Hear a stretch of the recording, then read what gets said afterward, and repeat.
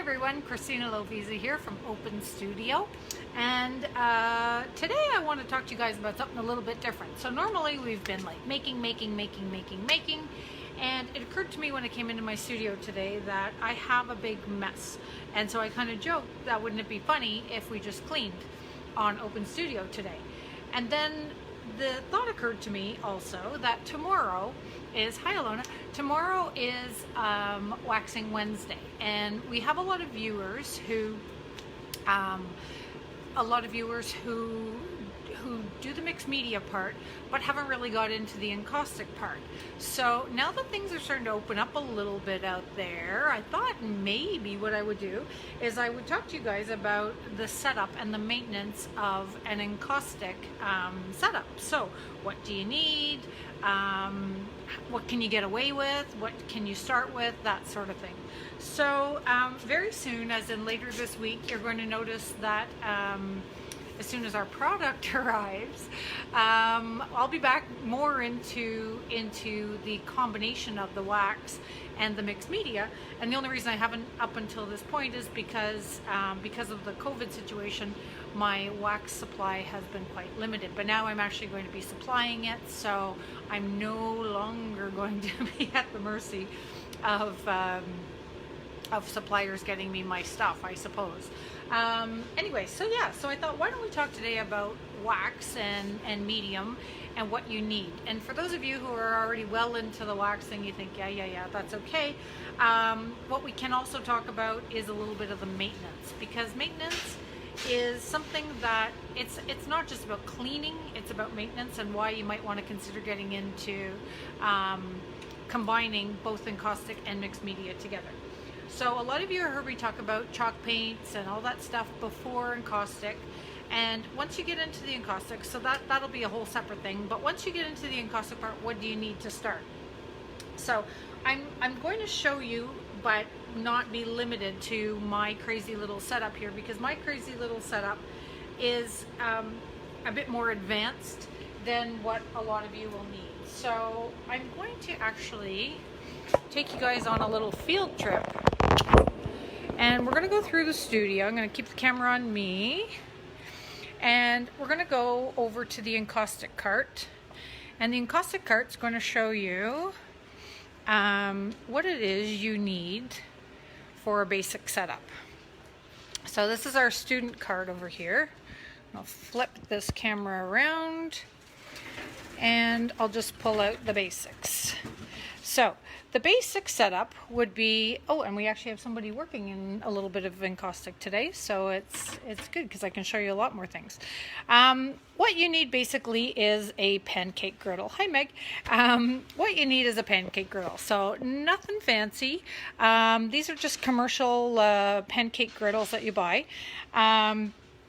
You've noticed we've got ours labeled. So the reason we have them labeled is because this is all the different attachment heads. So I would find the A and the A, here's the A, and then I would set this up like this. And then what you need to do is you need to find the spot on your dial where you see here it says like 350. That's way too hot for wax. What you need to do is you need to set this so that you can find about the 105 to 110 degree mark. So even though it says 150 is your startup, if I put this way down here, these things aren't calibrated very well. So this one actually melts wax at this point. So that's why I have them marked with a pen, so I know how hot this griddle needs to be when I come and set this up. And how do you tell? So if I have a dish here, I'll show you. And otherwise we might have to wait till we go back to my studio. Let's have a look. As we scour the situation together. No, I don't have a dish. So I'm going to show you back at my studio, but how I tell and how I set up my encaustic palette is I keep my dish of, hi Ariel, hi Suzanne, I keep my dish right on top of my griddle, and you'll notice the back side has an element running through it, right? So that little thing that looks like a racetrack, that's going to be the hottest spot. So make sure you put your dish of encaustic wax right on one of those little racetrack things. And then put the dish of encaustic medium on there. I'll show you that afterwards. You put it on here, and then you set the dial, if this is brand new or if it's like from Value Village or something like that. So what you want to do is you want to set the dial to the lowest setting, and then put your dish of wax on there. If the wax starts to melt, so you can feel the griddle when it's at its coolest, and if it's too hot to touch, then just let the wax sit there for a little bit. But if it's still not even too hot to touch, it's not going to melt wax. So then what you want to do is slowly start increasing it until you get to the point where the wax starts to melt in the dish. And I'll show you afterwards, but once you have the dish and you can spin the wax inside, that means it's starting to melt. Okay? So today, for those of you just joining us, we're just talking about a basic encaustic setup for those of you who are looking to combine mixed media with encaustic. So I'm just walking you through some of the basics, and then we'll look at a little bit of maintenance afterwards. So a pancake griddle is essentially the first thing you need, and I'll show you after. One of the resin artists here has a really tiny one, like a little half-size one. It's really adorable. But anyway, so that is definitely one of the things that I start with. I put my dish on there, and if I can spin the wax, then that means if I cover it, so I have these little chunks of wood. I'm just going to grab one here. I have these little chunks of just like some chipboard or whatever, and I put it on top of the dish, and that allows the heat to be trapped in. What we're looking for is not a fast heat up of the wax, because if we heat up our medium too fast, too quickly, we're going to burn it and it's going to turn yellow or yellowy browny, like an ochre color. So what we really want to make sure is that we put this on to trap the heat in and melt it slowly. Your wax dish should take you about 15 minutes to melt. So if it's not taking you 15, and if you have a big loaf pan or something, it should take like an hour. It should not heat up like lickety split. So what I do when I come into my studio in the morning, if I'm doing wax, I turn everything on because I know it takes a long time to heat up. And then I just cover everything as best I can. I turn on my ventilation, and then I just wait. And so that's when I do other things in the studio. I get myself set up, I get my artwork set up, I get my paintings, I get all that stuff set up. Okay, so it takes a long time to heat up your wax, so just keep that in mind. When I say a long time, like 15-20 minutes. But if you're heating your wax too fast, like you can't heat it in a microwave, you can't heat it in a slow cooker on high, if you do that, you can't control the temperature. And then I think there's actually, yeah, one of the resin artists here, I can show you her setup. I don't think she would mind me sharing this with you, but you can see she had a crock pot, right, that had medium in it, and then she would just crank it and let it heat up. Well, sure, it heats up a lot of wax fast, and this is what a lot of people used to do. They're like, oh, I'll just throw it in a crock pot. But if you heat it up too fast, look at the color of the wax. So the wax turns like, even though it's been bleached and sun bleached and turned white, it's actually, because it's been cooked too fast, what's happened is it's oxidized, and now she's got down to this browny color again. So when she's covering her work now, it's always going to look brown.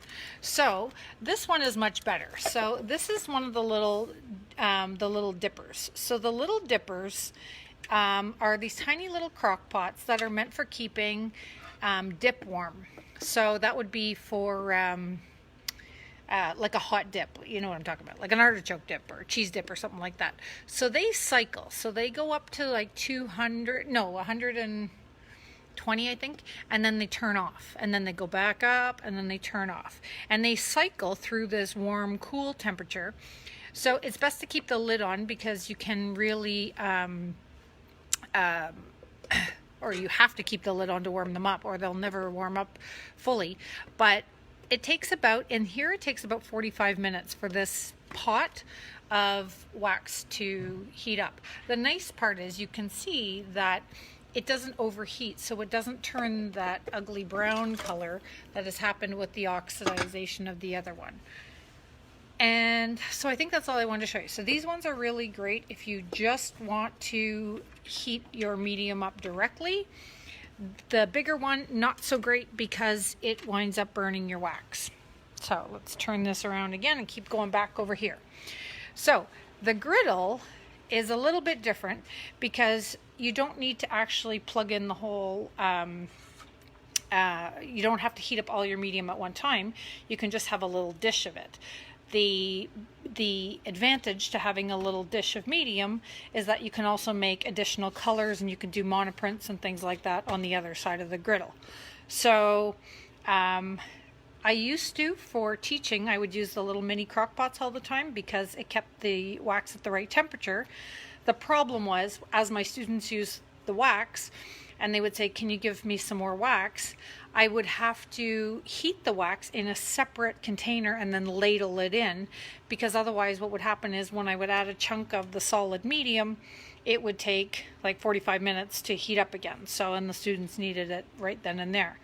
So this I find to be, it's quicker obviously, because it only takes about 15-20 minutes to heat up your wax. You don't want it to heat any faster than that, like I said, because you'll end up burning your wax. But a little piece of heat on there will work really well. We'll go back over to my studio. There's just a few things I want to show you. No, I think that's about it. So I'm going to show you my setup as well as some of the other things that you'll need. And turn the camera back on me. Hey there. Okay, so now we'll just walk through the studio and then may I show them your setup? Sure. Okay, I'm going to flip the camera around. So this is one of the resident artist's little setups. You can see she's got a tiny little griddle. You can see by the size of my hand compared to her griddle, right? So it's really small, and that way she can do other little colors. She's got like little tiny colors, and then she's got these mini loaf pans where she keeps her colors and her medium heating up. And because she's got this set to her calibrated low temperature, it's just going to keep cycling, and it's just going to keep it warm and keep it at that temperature all day. All right, so now let's continue on back into, thank you. Now we're going to continue back on into the studio. Great. Okay, so here we are back at my mess.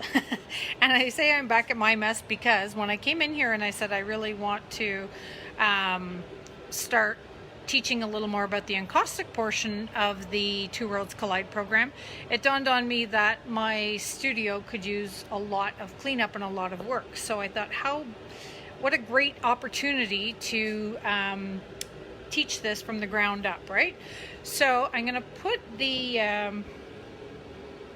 let me see, how am I going to do this? I know what I'm going to do. I'm going to turn the camera back on me, set it back up, and I'm going to hold things up for a minute, and then we'll flip the camera back down.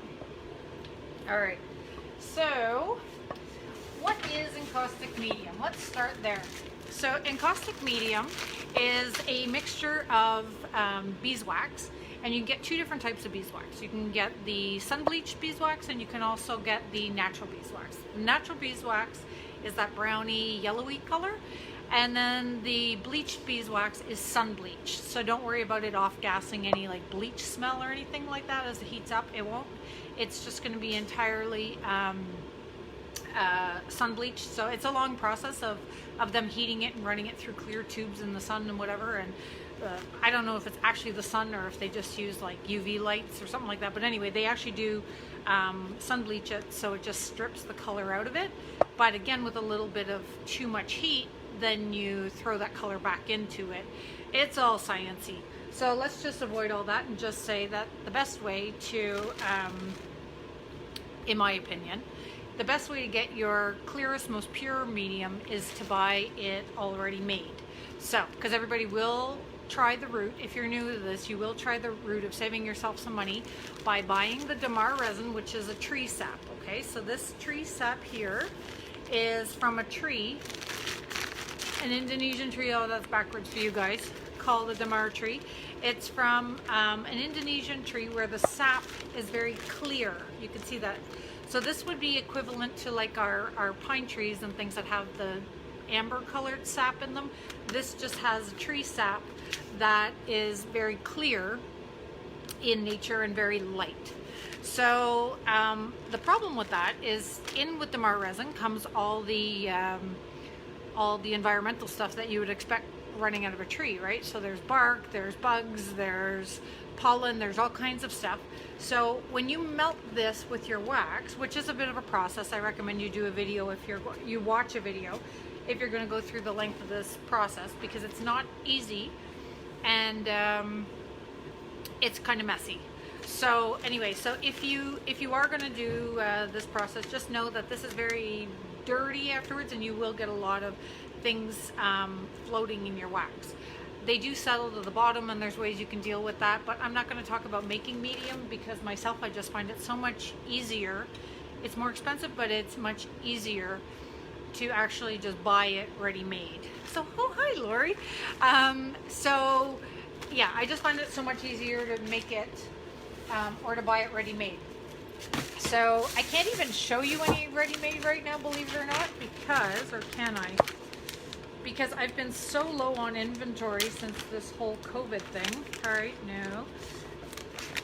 I've got lots of Damara resin, which to make my own, because I used to make my own, but like I said, to be perfectly honest, I don't think it's worth it anymore. So I can't believe how much Damara I have. I've got like tons and tons. It's coming out everywhere. Okay. So, pardon me for one sec, guys, as I look for my medium.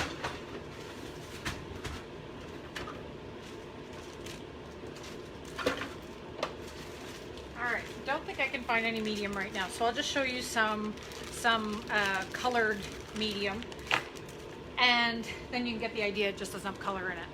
So these ones are like homemade little pucks of color, and oh, look at that. It's like the medium fairy has arrived. Thank you. So in here, this is how I prefer to buy it. So you can see here, you see these like gorgeous little pellets. That's how I like to buy medium, because it's already mixed with the Damara resin. It's been filtered and filtered and filtered, so there's no crap in it. And then that way, yeah, so we'll talk about this, but that's exactly how I like to buy my medium. It costs you about 20% more to do it this way than to buy it yourself, maybe 25%, but that's about it. So you're not saving a ton if you decide to go that route. Thank you, Medium Fairy. Anyway, so much easier.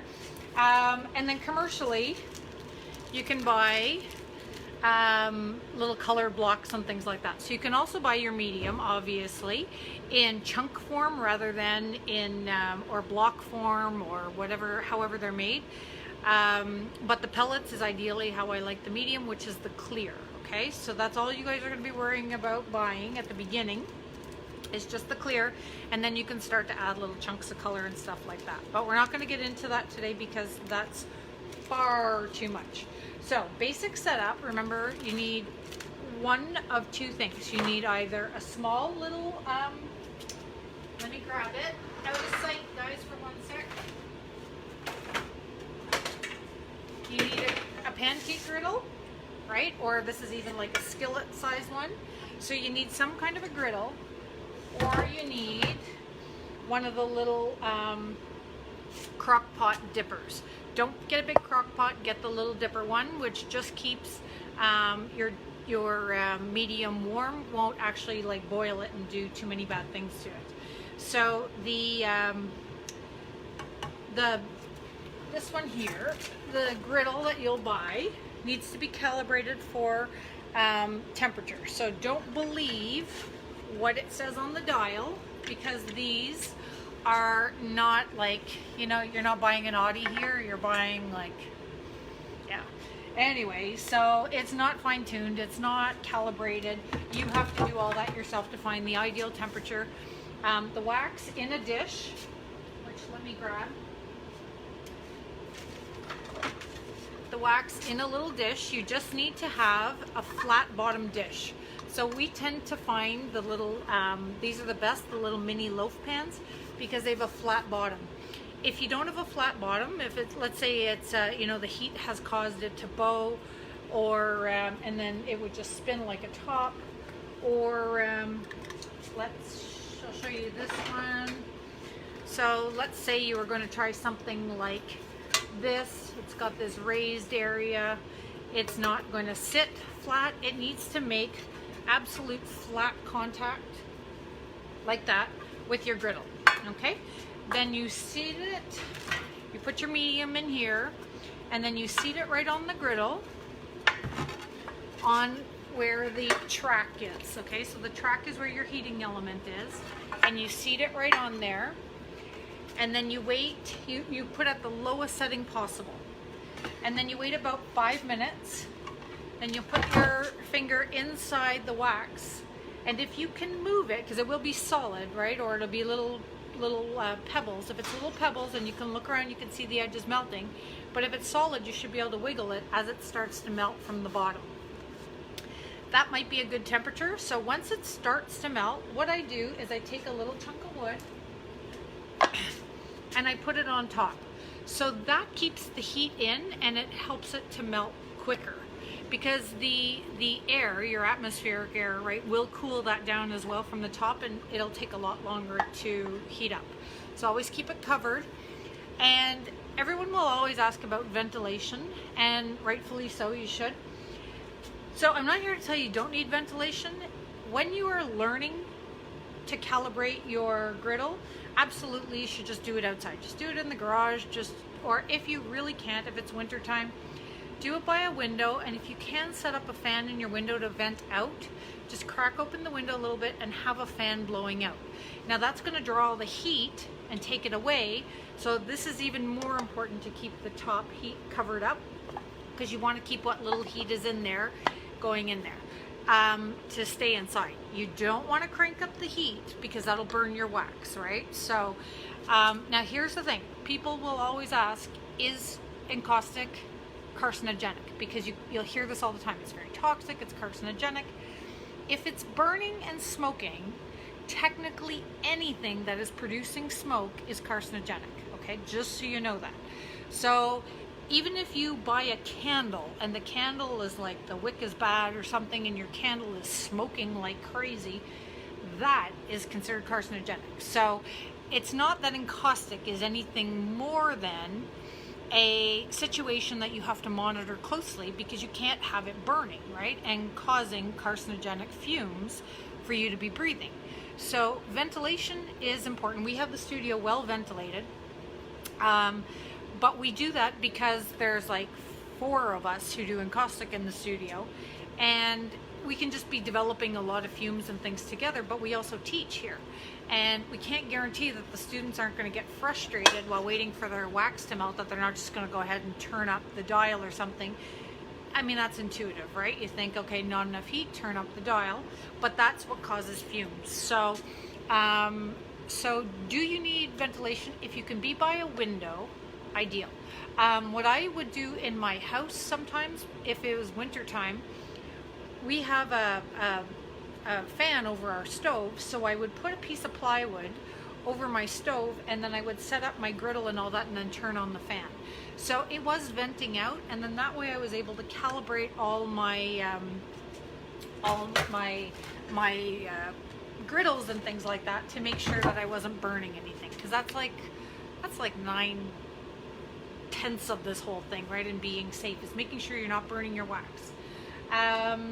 So we're going to do this again and again and again, and I'll have videos on my website where we're selling the wax, but for the time being I just wanted to go through the basics. So the only thing you'll need is a small griddle or a dipper size crock pot, and then you'll need some medium, which, like I said, is the easiest way to go if you're not going to start, you know, mixing the two things together. I'll tell you very briefly, the problem with Damar resin and wax is that their melting temperatures and melting points are very different. So it's a very slow process because it takes a long time to ramp this up to the right temperature to melt into your wax without having your wax burn. So that's why it's a slow process, right, of cooking them together. So yeah, so let's just back up here. Okay, so I made sure that you know that you need to have a griddle or a small dipper and then medium. So that's it so far, right? Like, it's easy, 2 things. And the one main rule you want to remember is to, while you're calibrating your temperature, just be near a window or be outside or that sort of thing. It's always a good idea to be near a window or to have a ventilation system of some kind set up, but at very least, even a kitchen stove or something, or a kitchen stove. This is also a blooper reel. A kitchen fan will really help to minimize any accidental burning, because again, it's bad for you, right? We don't need you burning or breathing that kind of stuff. Okay, so that's the first thing. So I'm not going to talk about colors just yet. The other thing you're going to need, I'll just bend down here for a second to show you, is you're going to need some, if not at least one, natural bristle brush. So a natural bristle brush, they're available everywhere, paint stores, dollar stores, everything. Yes, they fall apart. They're not good quality. Once you get into like more serious encaustic and stuff like that, then you can buy those Japanese sumi brushes and all those things. But for now, just use these. It's worth it every once in a while to pick out a little brush hair than it is to spend like dozens of dollars on a brush. This is like $1 or something, right? So anyway, natural bristle hair brush. So the reason we want natural bristles is because these brushes stay in our wax. So I'm going to show you that in a second, but they stay in our wax like this, so that when this wax is liquid, we can just take the brush and then take it out. If you don't take, I'm going to show you a brush with some wax in it. So if you take it outside and you rest it on the counter while you're painting, it's hard as rock. So that's because it's filled with wax and now it's solidified at room temperature. So we always need to keep it liquid in order to keep it, here's another one, better shows, right? So this is pretty solid. So that just has wax already in it. So a brush like this that has a lot of color in it, I would just take it, put an empty dish on my griddle, put this inside, and then let that melt. And then what happens is this brush, all this pink wax is going to be in here, right? And I can dilute this pink wax by even sprinkling a few more of the beads on it if I want it to be a more translucent. I told you I wasn't going to talk about color, but that's just what I wanted to show you about natural bristles. You do need natural hair bristles because when they sit in your wax, they're not going to melt. So synthetic bristles, when you put them in here, that means they're nylon, right? Nylon, plastic, something like that. So when you put them in here, they're actually going to stick and melt to the bottom, so that when you take it out, you won't have bristles anymore.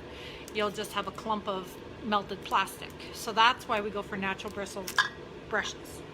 Natural bristle brushes. That's a tongue twister, right? Okay, so those are really the only things you need to start. It's really not a huge setup. Encaustic is really expensive. I'm not gonna lie, it's probably one of the more expensive art materials, but I can grab one that just has medium on it around here if I can find a sample, and I can show you. I think I had one. Oh, here's one on the floor. So this is just a piece of, see, it's like an offcut from a piece of wood. And you can see on the top, all I did on this one was I transferred this little gnome to the wood, so the wood shows through, and then I put a little bit of encaustic medium on top. So now I could treat this like an encaustic painting if I wanted to, and try and get it nice and shiny. Maybe you guys can see. Cold encaustic wax, like once it's totally cool, you can actually buff it to a beautiful shine, so it looks like, there we go. So it looks like a resin, so it's absolutely stunning. And so I often use the encaustic just as a finishing touch, because it's not as plasticky looking as resin, and yet because it's really natural, but once buffed you get that really deep shine to it, but it's also got like a lot of depth. It's really beautiful. So now on the bottom one, I'm just going to buff it up, and I'm going to show you the difference between that one. So this is the one a few weeks ago I just collaged on the front of the gnome, and then I sealed him in with a little bit of medium. So you see he's in white and the other guy is in the natural color. So this is with a transfer right on the wood. That's a collage right on the wood. But both of them are sealed with the medium and give you that beautiful shine and beautiful texture. So I could go in here now and treat this like a little encaustic painting. And yeah, so that just shows you that. So for those of you getting started with mixed media and encaustic together, very basic setup, right? Something to heat it with, something to heat the medium with, the actual medium itself, and then natural bristle brushes. So then once we get that wax on here, it goes on kind of rough. So it's not going to shine like this until we fuse it. So the first thing that has to be done is after you apply the wax, you're going to see all the brush strokes and all that stuff, because as you're applying it, it's cool. So you put it on and you've got all these little brush strokes and it doesn't look very nice. So to get it nice and shiny and to get it nice and smooth, we need to fuse it. So I don't design these things, by the way, guys, so when I hold this up, try not to laugh too hard. This is an embossing gun, and embossing guns are a very low temperature heat tool. What I like about embossing guns over a heat gun is that the tip is all plastic. So when we're heating this up, like when you're melting your wax or fusing your wax, this part protects, I don't know if you guys can see the metal part inside, it protects you from burns, because that metal part inside is actually heating up to like 400 degrees or some crazy temperature, and it really really does burn. Like I've had so many burns and so many students burn themselves, and it's not a pretty sight. So the embossing gun is really good. They're not very expensive, and yeah, they just take a little bit longer, right? Because they're a little slower, a little more gentle. So then if you're getting into big pieces, then you might want to get into a heat gun. But like I said, heat guns, I don't even think I have one here, because I've reached over them so many times and just burnt my arms that it hasn't, yeah, it's just not cool. So anyway, so embossing gun. And then your next option would be a creme brulee torch. So this is just a butane creme brulee torch. So to fill it, you just turn it upside down, and that's about it. Remember, when you're filling it, it's not like this, it's like this. Gas, compressed gas is a liquid, so it has to, by gravity, go down. So you fill it up this way, and then let that set for a minute, and then you have your creme brulee torch. So this obviously adds a lot more concentrated heat. There's different heaters and tools and things like that. That will be in the glossary of my resource section of my website. But for now, let's just say a creme brulee torch is very easy to find, and very easy to refill, very easy to use. So you don't need a lot of things when you're learning to do encaustic, and you can always upgrade as you get more serious, right? So that would be the very first portion, I guess, of setting up your very basic encaustic and mixed media setup. I'll keep referring to it as the Two Worlds Collide, because that's the book that I have, and that's the course that I've based all my my workshops on, is starting with a mixed media base and then transitioning it into encaustic. So you guys want to look a little bit at mine. For those of you who are new to encaustic, maybe this is going to be overwhelming, so I'm glad we started with the basics. And for the rest of you who want a little further, let me show you my setup here. So here we go. So my setup is it's a metal cart that I bought from an auto body shop. So it's the whole thing is let me take it off the, I'm gonna take it off the tripod for a sec and flip this around. There we go. So you can see it's an old metal I got from a shop, right? There's a lower level to it. And the newer ones actually have a plug-in outlet right here built into the side. So I think that they're a brilliant, brilliant, brilliant setup. I bought mine a long time ago, and because it was used, I actually have to hook up my own electrical. So that's okay. So I have a heavy-duty cord hanging off of the side of it. But essentially, the nice thing about the griddles is that, if you guys can see here, is that they sit flush in with the cart. So the heating elements are underneath. So obviously I keep these calibrated at the temperature that I like them at, And I have 2 set inside here, and then that way all I have to do is plug in my cart and I'm ready to go. So I'm going to turn this around again. Yeah, I'm going to turn this around so that you guys can watch. Sorry for the herky-jerky little movements. There we go. Okay, so maintenance of this kind of a cart is, there's not a lot of maintenance to it, but every once in a while you do have to do a bit of maintenance. So I have my my accessories and things just hooked on the side with those clamps, but I'm going to grab some blue shop towels, and I'm going to need a space over on my counter, which I can't show you guys right now, but trust me on this one. So over on my counter, I'm going to clear a space where I can put all these dishes. So if you have a counter you're trying to protect, then I highly recommend these silicone baking mats. So the nice thing about them is if you're teaching, it saves a lot of wax, because as the wax falls off, you can pick this up and you can throw it back into your wax. Your students can reuse their wax instead of wasting, because when you're new and you're beginning, or when you have a student, you're going to waste a lot of wax, and these silicone mats are fantastic because you just let the wax cool and you can peel it right off and reuse it. I was telling you guys earlier, right, that encaustic is very expensive, so I just want to make sure that you don't waste a drop. So some of my dishes have like these, try and clean this off so you can see it, these bakeware from Langostina. They actually have built-in little handles, so I can just pick this stuff up freely.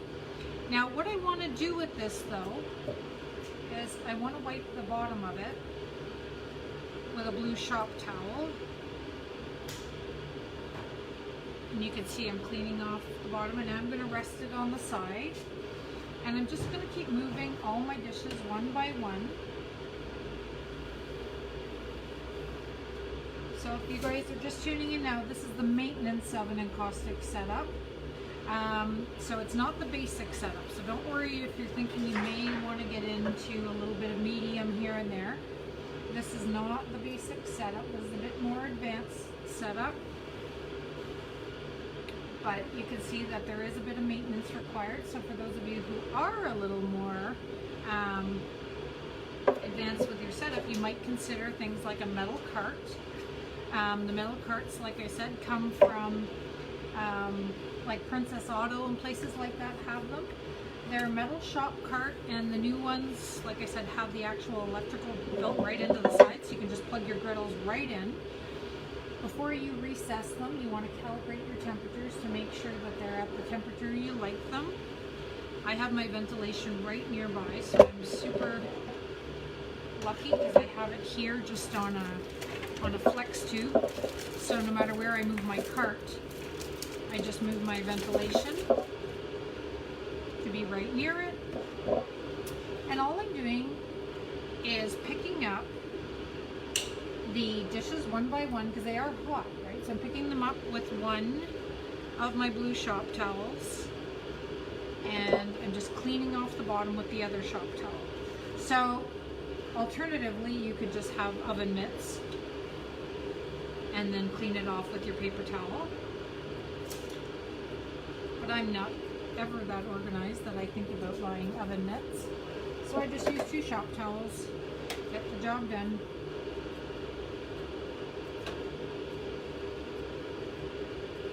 So the nice thing about having your colors in individual dishes rather than in muffin tins is that you can just keep swapping out the colors, so and adjusting colors.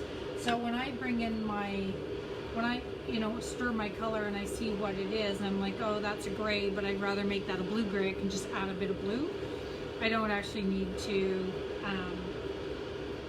have the mess of a big muffin tray. So I did away with the whole muffin tray thing a long time ago, just because I found that the maintenance was just a lot more for me, and this just suits the way I work a little bit better. And then I often work right on the griddle at mixing colors. And if I have the whole thing clogged up with big muffin trays, then I find that it takes up a lot of room. So I'm almost done here.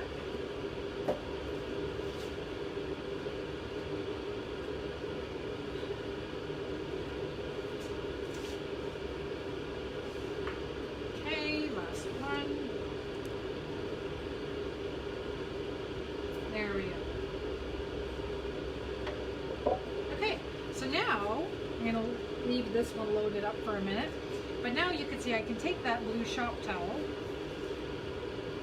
spread it out, and with the other one, to keep me from burning my fingers, I'm just going to clean this off. So these do get messy once in a while.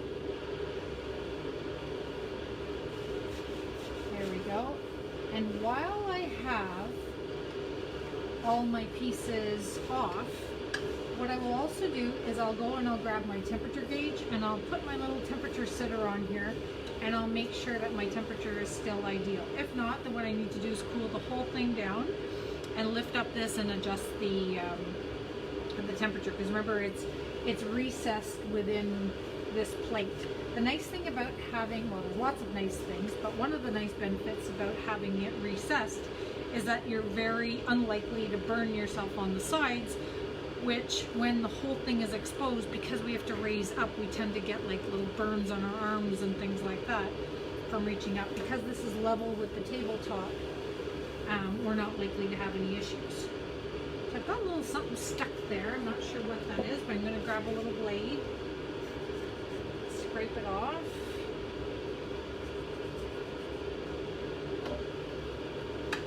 Maybe a bit of oil paint or something. So,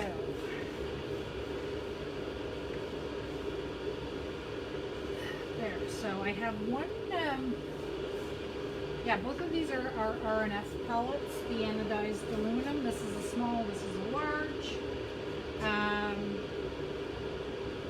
Yeah, anyway, like I said, this is a bit more advanced setup, but I'm going to put my temperature gauge on there and I'm going to clean it all up. The other thing I'm going to do is I'm just going to clean off a razor blade. I'm just going to do that by letting the wax melt off of it. And then I'll wipe it clean using my paper towel. I'd never want to scrape because I can cut myself. It's just a razor blade. A lot of times people think that a razor blade in an art situation can't cut you because it's like an art tool. But the reality is a razor blade is a razor blade is a razor blade, right? So anyway, so I'm just going to scrape off anything.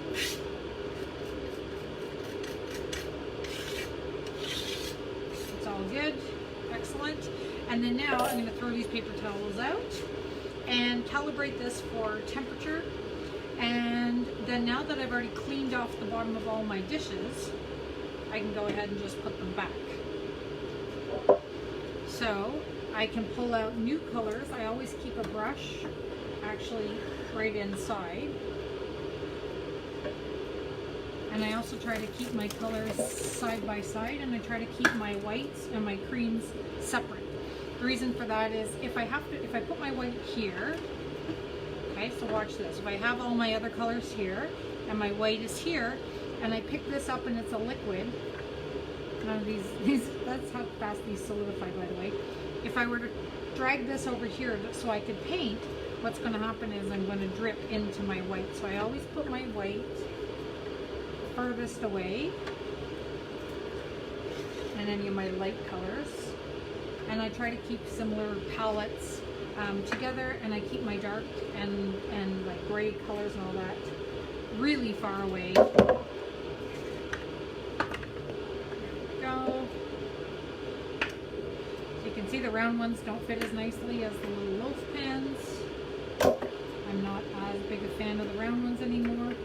Round used to be kind of like the only shape we could get.